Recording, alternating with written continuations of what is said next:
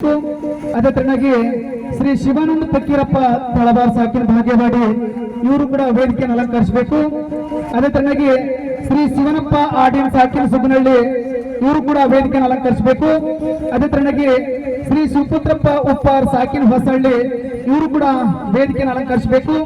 ಶ್ರೀ ಮೈಲಪ್ಪ ಕರಿ ಸಾಕಿನ ಚಿಕ್ಕೋಟಟ್ಟಿ ಇವರು ಕೂಡ ವೇದಿಕೆಯನ್ನು ಅಲಂಕರಿಸಬೇಕು. ಅದೇ ತರನಾಗಿ ಶ್ರೀ ಭರಮಪ್ಪ ಉಂಡಾಡಿ ಸಾಕಿನ ಕೊರ್ಲಹಳ್ಳಿ ಇವರು ಕೂಡ ವೇದಿಕೆಯನ್ನು ಅಲಂಕರಿಸಬೇಕು. ಶ್ರೀ ಈರಯ್ಯ ಕಾಶಿಮಠ ಸಾಕಿನ ಹೆಬ್ಬಾಳ ಇವರು ಕೂಡ ವೇದಿಕೆಯನ್ನು ಅಲಂಕರಿಸಬೇಕು. ಶ್ರೀ ಹೇಮಣ್ಣ ಪುಟ್ಟಮಲ್ಲಪ್ಪನವರ ಸಾಕಿನ ಹೆಬ್ಬಾಳ ಇವರು ಕೂಡ ವೇದಿಕೆಯನ್ನು ಅಲಂಕರಿಸಬೇಕು.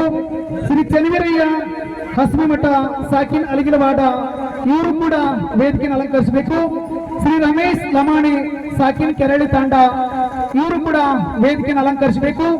ಅದೇ ತರನಾಗಿ ಶ್ರೀ ರಘು ನಾಯಕ್ ಸಾಕಿನ ಕೆರಳಿ ತಾಂಡ ಇವರು ಕೂಡ ವೇದಿಕೆಯನ್ನು ಅಲಂಕರಿಸಬೇಕು. ಶ್ರೀ ಶಿವಪ್ಪ ಕಾರ್ಬಾರಿ ಸಾಕಿನ ಕೆರಳಿ ತಾಂಡ ಇವರು ಕೂಡ ವೇದಿಕೆಯನ್ನು ಅಲಂಕರಿಸಬೇಕು. ಶ್ರೀ ಮಹಂತಿ ಚಂದಪ್ಪ ಲಮಾಣಿ ಸಾಕಿನ ಕೆರಳಿ ತಾಂಡ ಇವರು ಕೂಡ ವೇದಿಕೆಯನ್ನು ಅಲಂಕರಿಸಬೇಕು. ಶ್ರೀ ವೆಂಕಟೇಶ್ ಲಮಾಣಿ ಸಾಕಿನ ಕೆರಳಿ ತಾಂಡ ಇವರು ಕೂಡ ವೇದಿಕೆಯನ್ನು ಅಲಂಕರಿಸಬೇಕು. ಶ್ರೀ ದೇವಪ್ಪ ನಾಗಪ್ಪ ತಳವಾರ್ ಇವರು ಕೂಡ ವೇದಿಕೆಯನ್ನು ಅಲಂಕರಿಸಬೇಕಂತ ಹೇಳಿ ಎಲ್ಲ ಮಹಾನೀಯರಲ್ಲಿ ವಿನಂತಿ ಮಾಡ್ಕೊತೇವೆ. ಈಗ ಸ್ವಾಗತ ಗೀತೆ ನಮ್ಮ ಸಹೋದರಿಯರಾಗಿರುವಂತಹ ಶ್ರೀಮತಿ ಪುಷ್ಪಾಂಜಲಿ ಶೇಖರ್ ಹವಳಾದ್ ಇವರಿಂದ ಸ್ವಾಗತ ಗೀತೆ.